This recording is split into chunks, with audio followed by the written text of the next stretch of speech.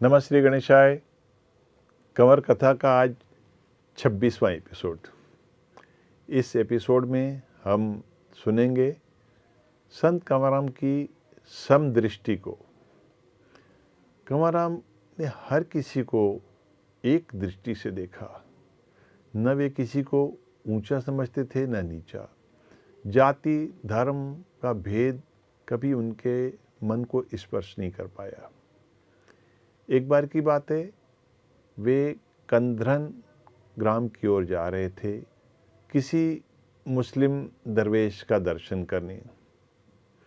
तब किसी सेवादारी ने कहा कि आप मुस्लिम दरवेश की ओर जा रहे हैं, जबकि हाजरा हुजूर गुरु ग्रंथ साहब के मुताबिक आपको किसी हिंदू संत महात्मा के पास ही जाना चाहिए। तब संत कंवराम जी ने उन्हें जवाब दिया कि देखो, प्रतिभा किसी की गुलामी नहीं करती, प्रतिभा किसी की विरासत नहीं है। कबीर जुलाहा जाति के थे। गुरु ग्रंथ में उनके उदाहरण पढ़ने को सुनने को मिलेंगे। शेख फरीद मुस्लिम थे, तब भी उनके उपदेश गुरु ग्रंथ साहब में पढ़ने को मिलते हैं।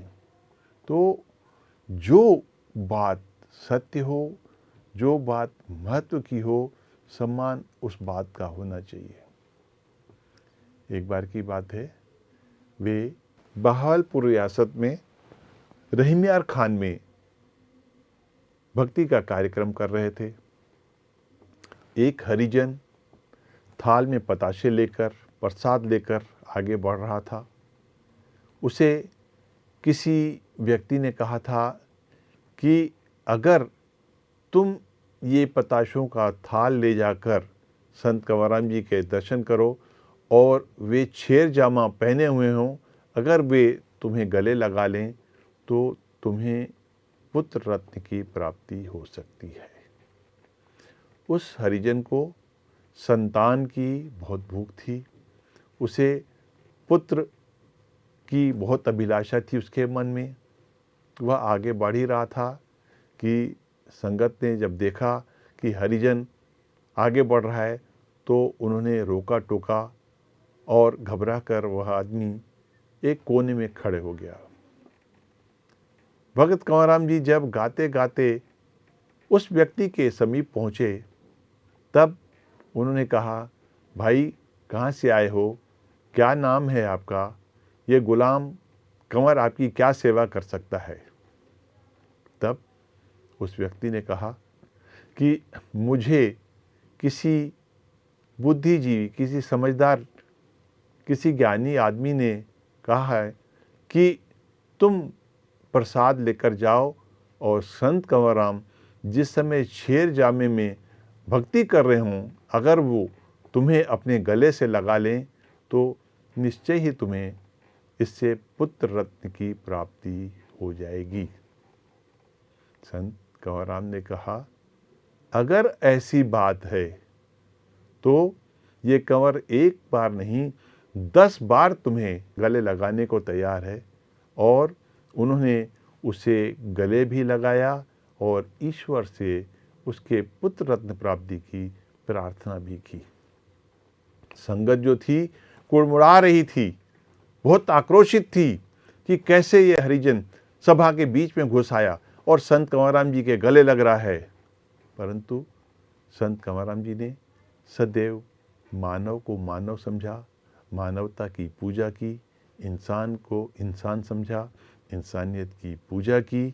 इसलिए उन्होंने इस बात से कोई विरक्ति महसूस नहीं की कि वह हरिजन है, इसे मैं क्यों गले लगाऊं।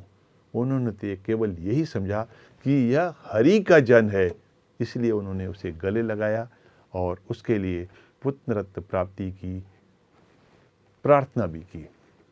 इसी प्रकार महात्मा गांधी जी थे या सावरकर जी थे, इन्होंने भी सदैव हरिजनों को गले से लगाने की बात कही, इन्हें दूर न जाने हेतु हिदायत दी।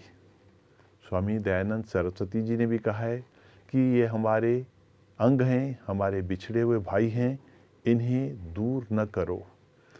इन्हें जब दूर किया जा रहा है तब ये हिंदू धर्म छोड़कर किसी अन्य धर्म को अपना रहे हैं। सन 712 की बात बताते हैं कि जहाँ 100% हिंदू आबादी थी, आज वहाँ हिंदू अल्पसंख्यक है। और या तो वे अपनी जन्मभूमि को छोड़कर चले आए हैं। यह सिर्फ इसलिए हो रहा है कि हमने अपने रक्त को अपने से दूर कर दिया है, अपने भाइयों को अपने से दूर कर दिया है। तो जाति पाति का जो ये भेदभाव है, इससे हिंदू धर्म की जनसंख्या लगातार कम होते जा रही है। जहाँ हम बहुसंख्यक थे, वहाँ हम अल्पसंख्यक बनते जा रहे हैं। एक बार की बात है, संत कंवरराम जी देहर की स्टेशन पर खड़े हुए थे। सभी नाश्ता ले रहे थे। उनके जो कोषाध्यक्ष थे भाई मंगेर राम जी, वे लोगों का नाम नोट कर रहे थे ताकि लोगों के नाम से टिकट बनवाई जा सके। इस पर जब दो व्यक्ति अजीते मेघवाल और अलहाइदे मोरासी ये जब नवाब शाह के लिए जाने को तैयार हुए, तो भाई मंगेर राम ने कहा, भाई तुम इस यात्रा में हमारे साथ मत चलो, हम तुम्हें 5-5 रुपये दे देते हैं। इस पर दोनों व्यक्ति जोर जोर से चिल्लाने लगे, कंवर हमें छोड़ के न जाओ, कंवर हमें छोड़ के न जाओ, हमें भी इस मंडली में साथ लेकर जाओ। कंवर के कानों तक यह आवाज़ पड़ी।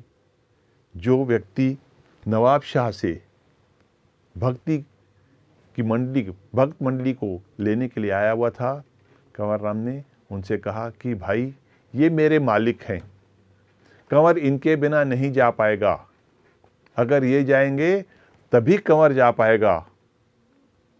तब उस सेठ ने अपने गले में दुपट्टा डालते हुए संतों के चरण स्पर्श किए और कहा कि हे महात्मा, मैंने इन्हें चलने के लिए कतई मना नहीं किया है, आपके ही मुंशी मंगेर राम जी ने ही इन्हें कहा है, अन्यथा अगर आप इन्हें ले चलना चाहते हैं तो मुझे इसमें कोई आपत्ति नहीं है। संत कंवरराम जी ने उस सेठ को समझाया कि कंवर तो भाई तभी जा पाएगा जब ये कंवर के मालिक उनके साथ जा पाएंगे। इस प्रकार संत कंवरराम ने कभी जाति पाति ऊंच नीच का भाव कभी मन में नहीं रखा। समदृष्टि से चलने वाले उन्होंने सिर्फ इंसान को इंसान समझा और अपना इंसानियत का धर्म निभाया। ऐसे कंवरराम जी के लिए आज विश्व तड़पता है, तरसता है और मेरे जैसा भक्त बार बार लिख बैठता है, आ मोटी आ कंवर, मतलब आ लौट कर आ कंवर, क्योंकि प्यास लोगों की अधूरी रह गई है। आज के इस आपाधापी के माहौल में, आपाधापी के युग में कंवर जैसा संत ढूंढ पाना बहुत ही मुश्किल, ना केवल मुश्किल, नामुमकिन सा लगता है। ऐसे संत, ऐसे दरवेश जिन्होंने अपना अस्तित्व, अपने क्रोध, अपनी इच्छाओं को मारकर सदैव परीक्षा को सर्वोच्च समझा, उनकी इच्छाओं का मान किया, उनकी खुशी के लिए जिए। कंवर तो सदैव सादगी की मूर्त थे, सादा खाते थे, सादा पहनते थे, कभी उन्होंने कोई मांग नहीं की, कोई डिमांड नहीं की। ईश्वर की तरफ से जो मिला सदैव सुखी, सदैव संतोषी रहे। ऐसे पुरुष जग में कभी कभी आते हैं, तभी तो लेखक बार बार लिखता है, आ लौट कर आ कंवर। आगे की कथा हम सुनेंगे 26वें एपिसोड में, और चलते हैं हम कंवर के मधुर भजनों की ओर, सुनते हैं कंवर के भजन। सचो सतराम, शरण कंवरराम। जय जरवारी।